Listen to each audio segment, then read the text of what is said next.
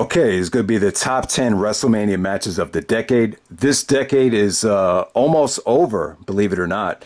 So, WrestleMania, there's not another one this decade. So I figured, why not just do the video now? Pretty easy list to put together. Hasn't been a great decade for WrestleMania as a whole, but these are the top 10 matches that I would go back to the most. So let me know. Let me know what you guys thought was the best WrestleMania match of the decade, or the actual best WrestleMania show of the decade. And let's just get right into it. At number 10, I'm going to go with a match that a lot of people didn't really care for at the time, but I'm a big fan of it. Not a great crowd reaction. A lot of people thought it was kind of boring.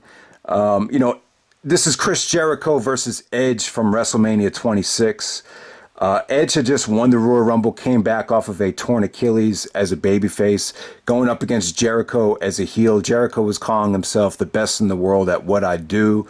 So you had that whole thing going on, and Edge was doing the whole spear thing. But, Jericho and Edge from WrestleMania 26, I enjoyed the match, even though the crowd reaction for Edge as a face wasn't quite where I think the company expected it to be. I thought Jericho and Edge had great chemistry. There was a lot of great counters. I thought it was a very unpredictable match, too, with Jericho going over with the code breaker.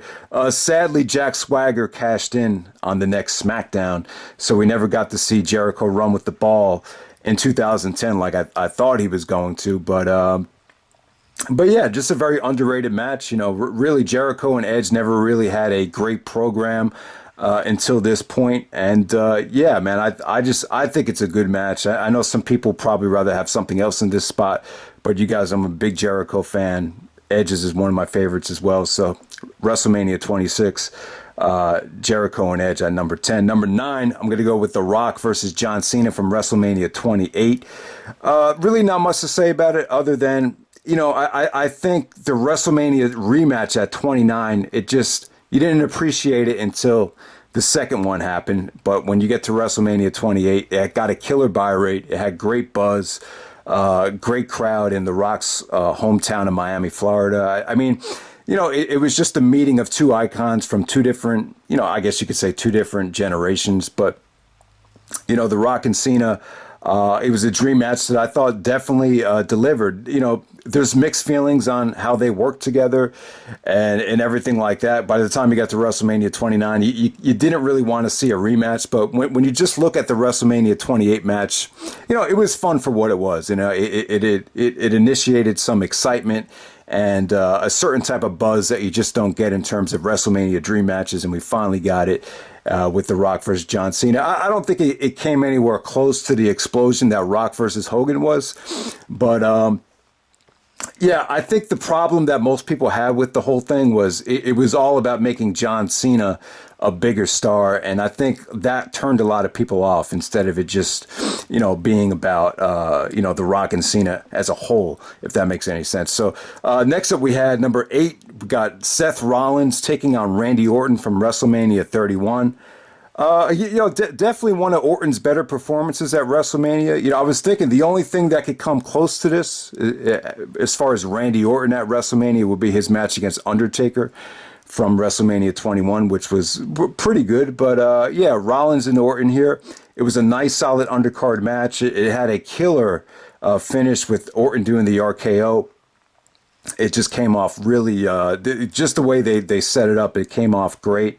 And it led to them even having more matches. And it was pretty creative what they did, because Orton won this match, but then Seth Rollins would cash in later on in the night, and that would set up a rematch for the championship the next month. But, Rollins and Orton, at the time, I was kind of underwhelmed by it. But looking back on it, it was a pretty sweet matchup. I would say definitely one of the more underrated matches on the very, very stellar WrestleMania 31.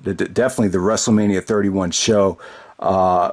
Actually, wasn't a lot of great expectations heading into the show, but it was just one of those shows that came off a lot better than I think people envisioned it to be. So definitely Rollins and Orton, WrestleMania 31, very, very underrated match. I put that at number 8.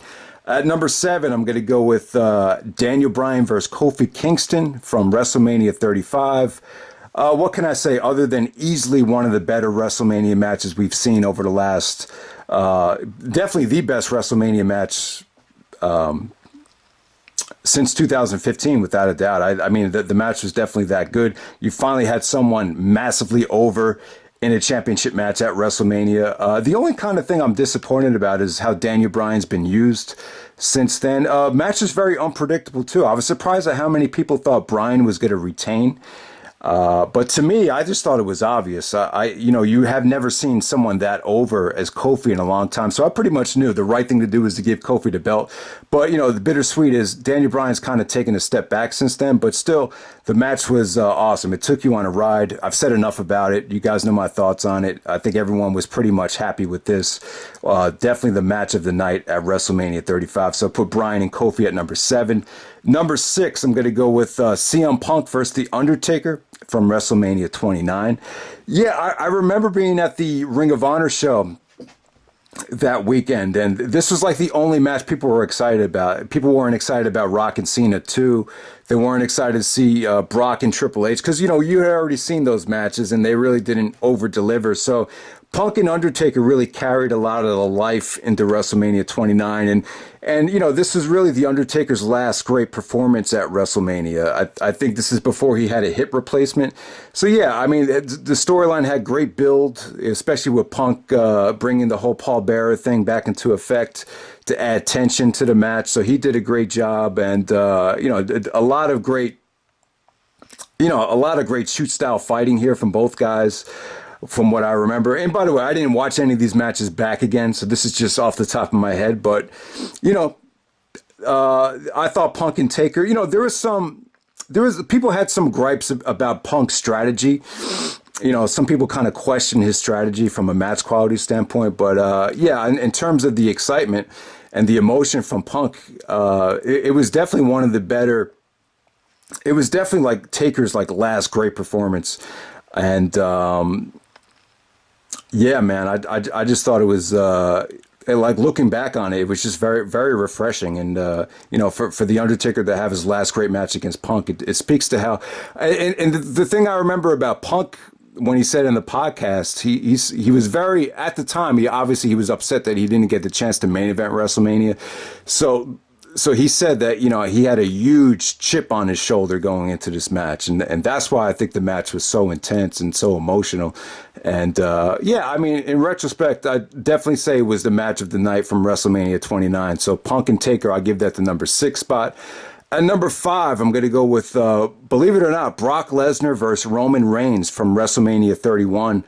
You got to remember, back at that time, Brock was a little bit more likable. He had just signed a contract. He had started the whole Suplex City bitch thing that night against Roman Reigns. So Brock was hot, and he was riding that roll of momentum into WrestleMania 31 as champion. And him and Roman just had a great storytelling match. The match was really good, actually. It wasn't.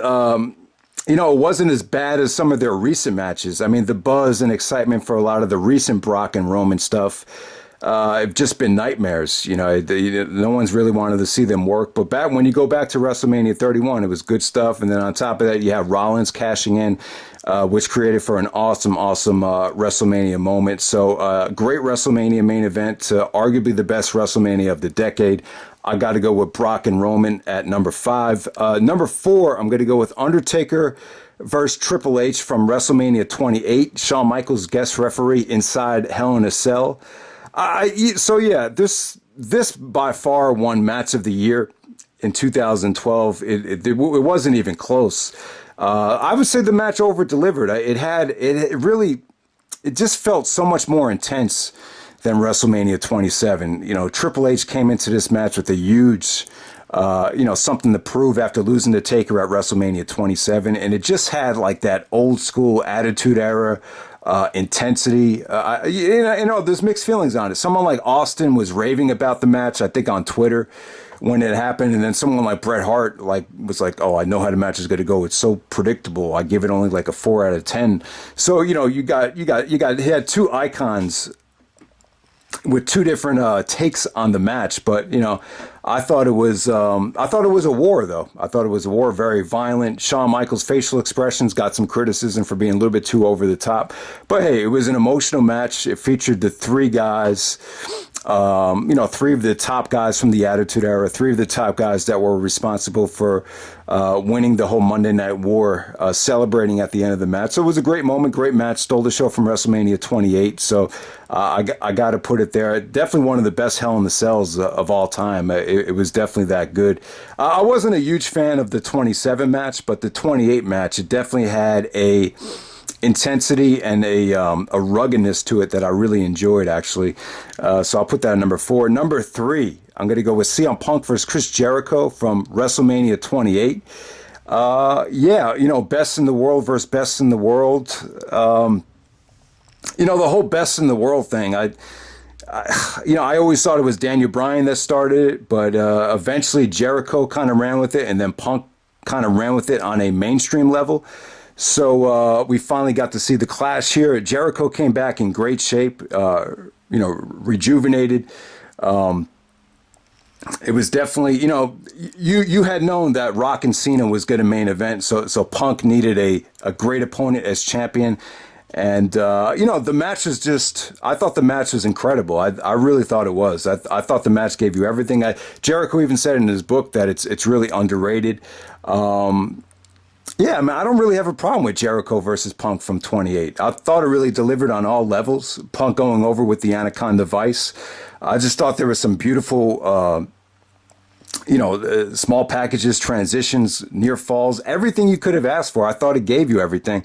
The only thing that I think I would have changed was Jericho not winning the Rumble. I think had Jericho won the Rumble, it would have made the match feel more special. If you want to promote this thing as best in the world versus best in the world, you got to have Jericho win the Rumble. Instead, you had Sheamus win the Rumble, you just kind of threw away in the first match on the show. So I didn't get that. I understand you want to make a new star. Jericho always gets screwed, some would say. But hey, Punk and Jericho from 28, I thought it delivered. To me, it holds up as one of the best WrestleMania matches of the decade that I would go back to. Number 2, Daniel Bryan versus Triple H from WrestleMania 30. This opened up the show. I think the stipulation was that Bryan had to defeat Triple H to enter himself into the triple threat match for the championship later on in the show. To me, this is the Daniel Bryan match from WrestleMania 30 that I think everyone would rather go back to. Great one-on-one match, great good versus evil match. You had that whole storyline with Daniel Bryan being a B-plus player. Triple H was actually on top of his game here. He really works well. I don't know. I think Triple H has really been well suited as a part-timer. He came into this match in great shape, and whenever Triple H was able to wrestle a great opponent like Daniel Bryan with this part-time schedule, a lot of his matches have definitely delivered, and just had great storytelling, had a great crowd. Really just everything you could have asked for here with Daniel Bryan and Triple H in the opener. I think in retrospect, though, it would have been somehow, some way, I think this would have felt a lot more special had Triple H been champion, and it would have been Daniel Bryan versus Triple H one-on-one in the main event, as opposed to the triple threat match was kind of a mess looking back on it. But yeah, man. Great entrances, just kicked off WrestleMania 30 with a bang. I really don't think anything else was able to follow it the rest of the night, but yeah, I got that at number 2. And then at number 1, I have The Undertaker versus Shawn Michaels from WrestleMania 26. I mean, it's an incredible combination. I mean, who would have thought that, two guys in their early to mid 40s were able to have even better matches than they had when they were in their prime, and that's exactly what happened here. They stole the show at WrestleMania 25 with a bang. Everyone, a lot of people thought that was the greatest WrestleMania match of all time. And then when you get to 26, it has more of a story. Michaels had more of an edge. Michaels was out for redemption. At first, when they teased it, I was like, why are they going to have the match again? That just doesn't make sense. But Michaels knew how he wanted to retire. There wasn't a better ending to Shawn Michaels' career than to end it with another Undertaker match, this time with his streak on the line. And and Michaels' career on the line. It finally gave Michaels something to fight for. The problem with Michaels' return was he had stated that he didn't want to carry the stress and burden of being champion. So the one problem with Shawn Michaels' comeback in 2002 was eventually you knew he wasn't gonna, he wasn't someone that was like fighting for the championship, and I thought that kind of hurt Michaels' return to a degree because it was tough to get Michaels.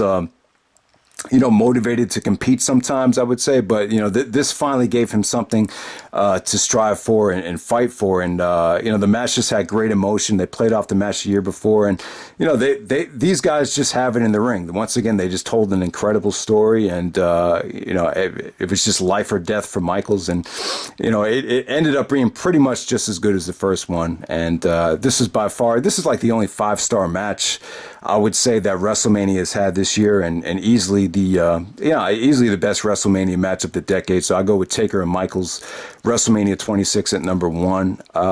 Greatest WrestleMania of the decade. I think it's a 3-way race. I think you could argue 26, 28, and 31. I think it's a toss-up between all three of those. If I had to pick one, I'd say WrestleMania 28 from 2012 was the best WrestleMania of the decade. And, I'll probably say 2012 ended up being the best WWE year of the decade as well. But we'll talk about 2012 later on this year. But that's pretty much it, guys. Top 10 WrestleMania matches of the decade. Let me know what you guys thought of the video, and let me know what would be your pick. All right, that's it, and I'm out. All right.